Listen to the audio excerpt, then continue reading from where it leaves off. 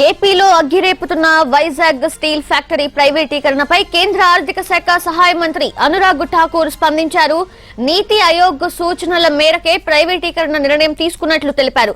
ప్రతి public sector కంపెనీని అమ్మకానికి పెట్టబోమన్న ఠాకూర్ నష్టాల్లో ఉన్న కంపెనీలను మాత్రమే నీతి ఆయోగ్ సూచనలు అనుసరిస్తూ ప్రైవేటీకరణ చేస్తామన్నారు.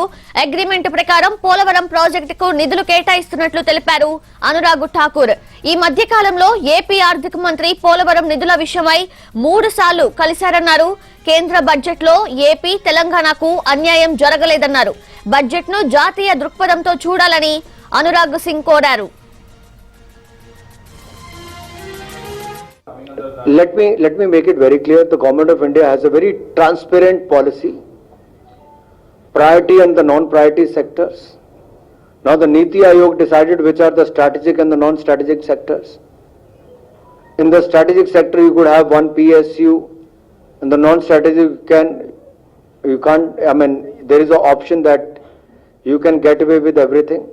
But the government of India will decide from time to time which company can give you good amount of money, which could be further spent for the growth of India, for the common man to create more facilities as far as the area of education, health, road, rail and other amenities are concerned. That is another area.